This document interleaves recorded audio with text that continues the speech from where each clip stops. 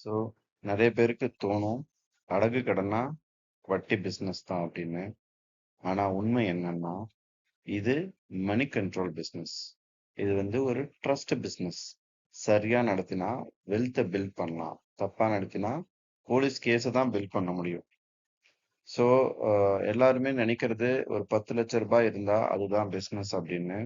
ஆனா ஒரு ஸ்மார்ட் அடகு கடைக்காரர் என்ன பண்ணுவார் அப்படின்னா அந்த ஒரே கேபிட்டல், அதாவது 10 லட்சத்தை ரிப்பீட்டடா யூஸ் பண்ணுவாரு. ஸோ கஸ்டமர் வந்து இப்போ நகையை திருப்பிட்டு போனாங்க அப்படின்னா அவர் அந்த இருக்கிற பணத்தை மறுபடியும் அதை மற்ற யாருக்காவது வந்து நகையை வாங்கிட்டு அதுக்கு லெண்டிங், அந்த நகையை வச்சுட்டு கடன் அந்த மணியை கொடுத்து அதுலயும் வந்து பிசினஸ் பண்ணுவாரு. சரி, இப்போ ஒரு 10 லேக்குக்கு ஒருத்தங்க வந்து நகையை வைக்கிறாங்க. 10 லேக் அமௌண்ட் வாங்கிட்டு போயிட்டாங்கன்னா அதை வாங்கிட்டு அவர் சும்மா இருக்க மாட்டாரு. அதே நகையை மறுபடியும் அவர் வந்து ஒரு நேஷனல் பேங்க்ல வச்சு அதுல வர மணியை மறுபடியும் மற்ற நகையை வேற யாராவது கொண்டாந்தாங்கன்னா அவங்களுக்கு அதை கொடுத்து மறுபடியும் அதை வந்து பிஸ்னஸ் பண்ணுவாரு. அப்போ 10 லட்சம் ஒரு வருஷத்துல பல முறை வேலை செய்யும். ஸோ இதுதான் இதுல இருக்கிற பெரிய ஸ்மார்ட். ஸோ பீப்புள் வந்து கோல்டை விட மணியை எங்கே வைப்பாங்க? நம்பிக்கை இருக்கிற கடையில தான் வைப்பாங்க. ஒரு நல்ல பெயர் வந்தா அந்த சேம் கஸ்டமர் திரும்ப வந்து பான் புரோக்கர் அதே நம்ம நகை அடகு கடையிலேயே மறுபடியும் வைப்பாங்க. ஃபேமிலி மெம்பர்ஸ் வருவாங்க. ஸோ அவங்க வந்து ரெஃபர் பண்ணுவாங்க. அவங்களுக்கு தெரிஞ்சவங்க யாராவது கேட்குறப்ப ரெஃபர் பண்ணுவாங்க. ஸோ இப்போ வந்து இதுக்கு வந்து ஒரு போர்டும் பெருசு நம்மளுக்கு வந்து தேவை கிடையாது. கடையை வந்து நம்ம வந்து ஒரு பெருசா வந்து விளம்பரம் பண்ணணும் அப்படின்னும் அவசியம் கிடையாது. ஸோ ஒரு 50,000 ரூபாய் கஸ்டமர் வந்து நம்ம கடைக்கு வந்து ஒரு நகை அடகு வைக்கிறத விட சம்டைம்ஸ் வந்து 5,000, 10,000, 15,000 அப்படின்னு வாங்குறதுக்காக கஸ்டமர்ஸ் வந்து வருவாங்க. ஸோ நீங்க நோட் பண்ணிக்கோங்க, அவங்க தான் ரிப்பீட்டட் கஸ்டமர். ஸோ அவங்க தான் நம்மளுக்கு மந்த்லி ஃப்ளோ தருவாங்க. அதே போல ஃபெஸ்டிவல் சீசன்லையும் பார்த்தீங்கன்னா நிறைய ஸ்கூல் ஓப்பனிங் டைம்ல ஃபீஸ், அப்புறம் தீபாவளி டைம்ல எக்ஸ்பென்ஸ்க்காகவும், மேரேஜ் சீசன்ல கேஷுக்காகவும், மெடிக்கல் எமர்ஜென்சில இமீடியட் மணி நீடுக்காகவும் அந்த ஸ்மார்ட் பான் புரோக்கரை சார்ந்து தான் நிறைய ஃபேமிலி வந்து இருப்பாங்க. ஸோ இப்போ கோல்டு பியூரிட்டி தெரியாம இருந்தா ரொம்ப ரொம்ப டேஞ்சரு. பான் புரோக்கருக்கு அந்த வித்தியாசம் கண்டிப்பா தெரியணும். 22 கேரட் எது, 18K கேரட் எது அப்படிங்கிற டிஃப்ரென்ஸ் தெரியணும். ஸ்டோனு வெயிட்டை வந்து அவங்களுக்கு ஒரு எவாலுவேட் பண்ண தெரியணும். ஃபேக் பாலிஷிங் இருந்தா அதை கண்டுபிடிக்க தெரியணும். ஹால்மார்க்கை செக் பண்ண தெரியணும். ஸோ கோல்டு தெரியாத பான் புரோக்கர் கண்டிப்பா கண்ணு தெரியாத டிரைவர் மாதிரி தான். ஸோ அதுக்கப்புறம் நிறைய வந்து எக்ஸ்பென்சஸை வந்து நம்ம இக்னோர் பண்ணாம விட முடியாது. ஸோ கண்டிப்பா சிசிடிவி, அப்புறம் லாக்கர் சேஃப் ஏரியாவா இருக்கணும். கண்டிப்பா இன்சூரன்ஸ் பண்ணிருக்கணும். நிறைய லீகல் வந்து ரினிவல், அப்புறம் நம்ம ரெஜிஸ்ட்ரேஷன், ஸோ ப்ராப்பரான அதுக்கான செக்யூரிட்டி எல்லாமே கரெக்டா இருக்கணும். நம்ம கிட்ட வேலை செய்யற ஸ்டாஃப் வந்து நகையை திருடிட்டு போகாம அதுக்கு தகுந்த மாதிரி அதை மேனேஜ்மெண்ட் பண்ண தெரியணும். ஸோ கண்டிப்பா ஒரு பேட் டிஸ்பியூட் வந்ததுன்னா கண்டிப்பா உங்களுக்கு நிறைய சர்ச்சைங்க வரும். ஸோ அதை வந்து கேர்ஃபுல்லா ஹேண்டில் பண்ணணும். நிறைய வந்து ஷாப்ஸ் வந்து பான் புரோக்கர் ஷாப்ஸ் வந்து ப்ராசஸிங் ஃபீஸ்லயே நிறைய ஏர்ன் பண்ணுவாங்க. வேல்யூவேஷன் சார்ஜஸ், அதுக்கப்புறம் late payment charges. So repeated customer வந்தாங்கன்னா ஸோ அதுல வந்து ஒரு டேர்ன் ஓவர் கிடைக்கும். ஸோ இந்த மாதிரி ஒரு நிறைய சீக்ரெட்ஸ் இருக்கு இந்த பான் புரோக்கர் ஷாப்க்கு மணி ஏர்ன் பண்றதுக்காக. இதுல வந்து ஒரு பெரிய மிஸ்டேக்ஸ் என்ன பண்றாங்க அப்படின்னா இந்த பான் புரோக்கர் ஓனர்ஸ் எல்லாருக்கும் வந்து சேம் லோன் அமௌண்ட் தராங்க.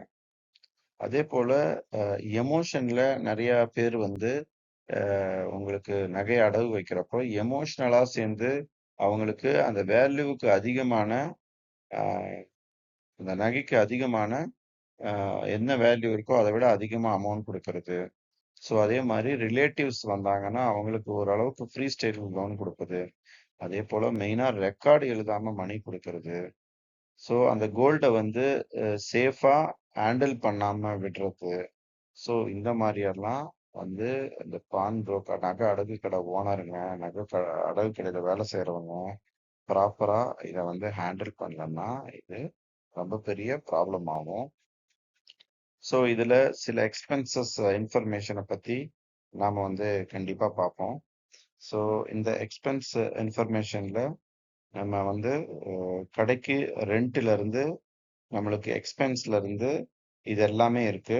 ஸோ இதை நம்ம டீட்டெயிலா கொஞ்சம் பார்ப்போம். ஸோ கண்டிப்பா நமக்கு தெரியும் ஷாப் அட்வான்ஸ் அப்படின்னு ஒரு பார்ட் இருக்கு.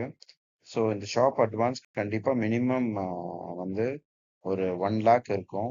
So interior and counter work, so இதெல்லாம் நம்ம பண்ணோம் அப்படின்னா கண்டிப்பா அதுக்கான செலவு ஒரு 1 லேக் ஆச்சும் இருக்கும். அதுக்கப்புறம் சிசிடிவி, மற்ற இந்த சேஃப் லாக்கரு இதெல்லாம் நம்ம பண்ற மாதிரி இருந்தா அதுக்கு ஒரு 1 லேக்கு. ஸோ கம்ப்யூட்டர், பிரிண்டர் இதுக்கான வந்து அக்சசரிஸ்லாம் நம்ம வந்து செட்டப் பண்ணோமா அதுக்கு ஒரு 50,000 ஆகும். ஸோ ப்ராப்பரான பான் புரோக்கர் லைசன்ஸு ரிஜிஸ்ட்ரேஷன்லாம் நம்ம பண்ணோம் அப்படின்னா அதுக்கு ஒரு 50,000. ஸோ நம்ம கடையை வந்து ஒரு நேம் போர்டு ஒரு விளம்பரப்படுத்தணும் அப்படின்னாலும் அதுக்கு ஒரு கண்டிப்பாக 25,000 ஆகும். ஸோ உங்ககிட்ட minimum amount working capital 10 lakh வேணும். ஸோ ஆல்மோஸ்ட் பார்த்தீங்கன்னா ஒரு பான் புரோக்கர் ஷாப் ஓப்பன் பண்ணுறதுக்கான எக்ஸ்பென்ஸ் வந்து 14,75,000, ஆல்மோஸ்ட் 15 லேக் வந்துருச்சு. இதே நம்ம ஒரு மீடியமான ஒரு பான் புரோக்கர் ஷாப் நம்ம ரெடி பண்ணுறோம் அப்படின்னா இது வந்து நம்மளுக்கு லோன் கேபிட்டல் வந்து கண்டிப்பாக 25 லேக் வேணும். அதர் எக்ஸ்பென்சஸ் பட் ஷாப்பை வந்து நம்ம பில்ட் பண்ணுறது, செக்யூரிட்டிக்காக ஒரு சேஃப்டி லாக்கருக்காக எக்ஸ்பென்ஸ் பண்ணுறது, ப்ளஸ் ஸ்டாஃபை ஹையர் பண்ணுறது, சிஸ்டமை வந்து மேனேஜ் பண்ணுறது.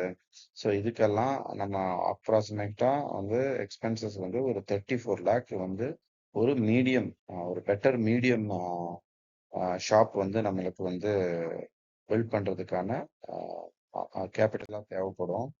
ஸோ இப்போ வந்து நம்மளுக்கு மந்த்லி எக்ஸ்பென்ஸ் அப்படின்னு ஒரு பார்ட் இருக்கு. ஸோ இந்த மந்த்லி எக்ஸ்பென்ஸ்ல நம்ம பார்த்தோம் அப்படின்னா உங்களுக்கு shop rent, so every month ஒரு 25,000 கொடுக்குறோம். ஸ்டாஃபோட சேலரி வந்து ஒரு 18,000. ஸோ எலக்ட்ரிசிட்டி பில் பே பண்ணுறது ஒரு 5,000. செக்யூரிட்டி மெயின்டெனன்ஸ்க்கு ஒரு 5,000. அதர் சார்ஜஸ், ஒரு டீயா இருக்கட்டும், ஒரு ஜூஸா இருக்கட்டும், கெஸ்ட் வராங்க, கஸ்டமர் வராங்க, ஸோ இந்த மாதிரி அதர் சார்ஜஸ், ஒரு ஃபியூவல் சார்ஜ், இதெல்லாமே நம்மளுக்கு வந்து ஒரு 7,000 போகுது அப்படின்னாலும் டோட்டல் எக்ஸ்பென்ஸ் வந்து பெர் மந்த்லி 60,000.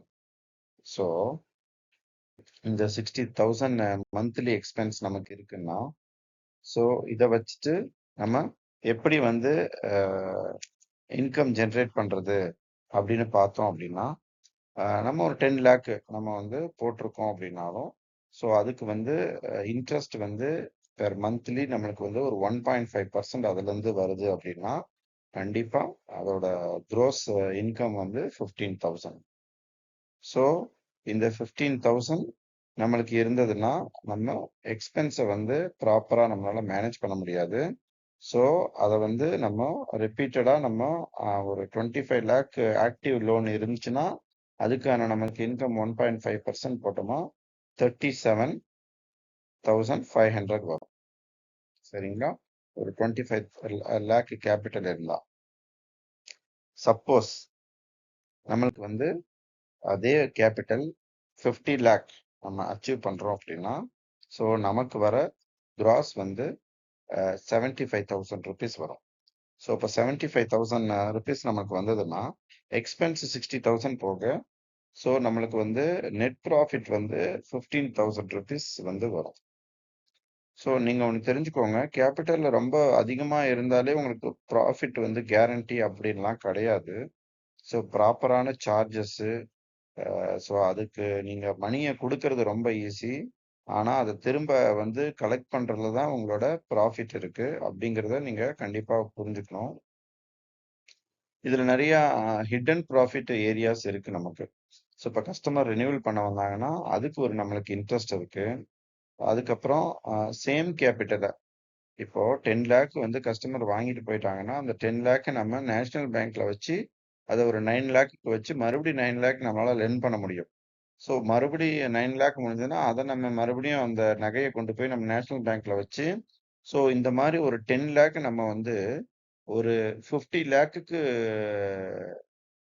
வந்து நம்மளால யூஸ் பண்ண முடியும். ஸோ இந்த மாதிரி ஆக்டிவ் கேபிட்டல்ல யூஸ் பண்றது மூலியமா நமக்கான ப்ராஃபிட் எவ்ரி மந்த் இன்க்ரீஸ் ஆயிட்டு தான் போகும்.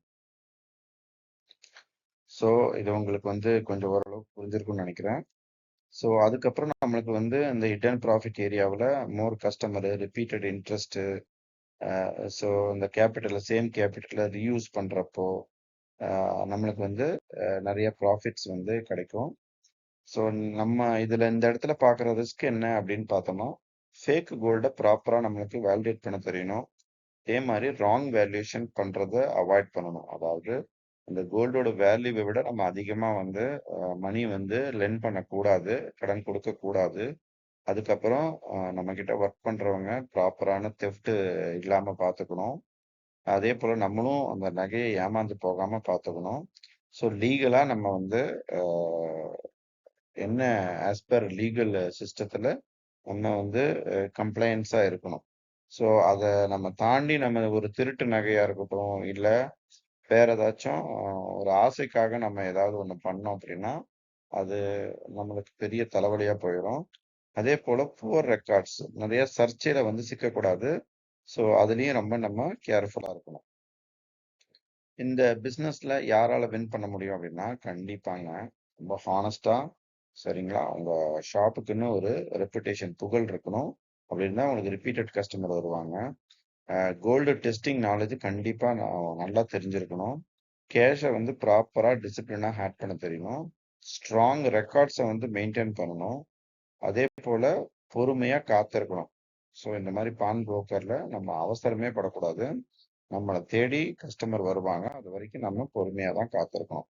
இப்போ இந்த ஷாப்பை வந்து நம்ம சிட்டிலையும் ஒரு ரூரல் ஏரியாவிலும் ஆரம்பிக்கிறப்ப நமக்கு என்ன ஒரு ப்ரோஸ் கான்சிக்வன்சஸ் இருக்கும், நல்ல அட்வான்டேஜ் ட்ராபேக்ஸ் என்ன இருக்கும்னு பார்த்தீங்கன்னா, கஸ்டமர்ஸை பேஸ் பண்ணி நம்மளுக்கு சிட்டியில நிறைய கஸ்டமர்ஸ் வருவாங்க. ஆனால் ரூரல் ஏரியாவில் டவுன் சைட்ல மீடியமாக தான் வருவாங்க. காம்படிஷன் வந்து சிட்டி சைடில் ரொம்ப ஹையாக இருக்கும். உங்களுக்கு ரூரல் சைடில் காம்படிஷன் கம்மியாக தான் இருக்கும். ஒரு ஷாப் 2 ஷாப் தான் இருக்கும். மல்டிபிள் ஷாப்ஸ் சிட்டி சைடில் தான் இருக்கும். ட்ரஸ்ட் பிஸ்னஸ்னு பார்த்தீங்கன்னா சிட்டி சைடில் மீடியம் தான். ஏன்னா நிறைய புது புது பீப்புள்ஸ் வருவாங்க. உங்களுக்கு ட்ரஸ்ட் வந்து ரொம்ப ஹார்டாக இருக்கும் அந்த இடத்துல. ஆனால் ரூரல் ஏரியாவில் கண்டிப்பாக தெரிஞ்சவங்களா தான் இருப்பாங்க. அந்த லோக்கல் பீப்புள் தான் வருவாங்க. அதனால ட்ரஸ்ட் வந்து உங்களுக்கு ரொம்ப ஹையாக இருக்கும் ரூரல் சைடை பொறுத்த வரைக்கும். அதே போல் ரெண்ட், அதாவது ஷாப்போட ரெண்ட் வந்து சிட்டி சைடு ரொம்ப ஹையாக இருக்கும். உங்களுக்கு டவுன் சைடு லோவாக தான் இருக்கும். ஸோ இதில் ஃபைனலாக நம்ம என்ன பார்க்க போகிறோம் அப்படின்னா, பான் புரோக்கரோட பிஸ்னஸ் வந்து கண்டிப்பாக இட் இஸ் அ ப்ராஃபிட்டபிள் தான். இது வந்து ஸ்ட்ராங் கேஷ் பிஸ்னஸ் தான். ஸோ ரிப்பீட்டட் கஸ்டமர் வர மாடல் தான் இந்த பான் புரோக்கர். ஒரு டைம் வந்தாங்கன்னா அவங்க மறுபடியும் வந்துட்டு தான் இருப்பாங்க. ஆனால் நீங்கள் வந்து கேபிட்டலை கேர்ஃபுல்லாக ஹேண்டில் பண்ணணும். செக்யூரிட்டி அது ரொம்ப ரொம்ப இம்பார்ட்டன்ட். லீகல் டிசிப்ளின் கண்டிப்பாக இருக்கணும். இல்லீகலாக ஒர்க் பண்ணக்கூடாது. இந்த வேல்யூவேஷன் நாலேஜ் கண்டிப்பாக உங்களுக்கு அதிகமாகவே இருக்கு. சரிங்க. இப்போ மணி கொடுப்பது வந்து நம்மளுக்கு ரொம்ப ஈஸி தான். அந்த மணியை சேஃப் மணியா ரெக்கவர் பண்ணுவது தான் இதுல இருக்கிற மெயின் பிஸ்னஸ். கண்டிப்பா இந்த வீடியோ உங்களுக்கு பிடிச்சிருக்குன்னு நினைக்கிறேன். இதுல நம்ம நிறைய இன்ஃபர்மேஷன் சொல்லியிருக்கோம். சில இன்ஃபர்மேஷன் நம்ம மிஸ் பண்ணியிருக்கோம். நம்ம கண்டிப்பா அடுத்த பார்ட் வீடியோவில் அதை பத்தி இன்னும் நம்ம மைனூட்டா டீட்டெயிலா பார்ப்போம். ஸோ உங்களுக்கு வேற ஏதாவது இன்ஃபர்மேஷன் தெரிஞ்சுக்கணும்னு இருந்தால் கீழே கமெண்ட் பாக்ஸில் கமெண்ட் பண்ணுங்க.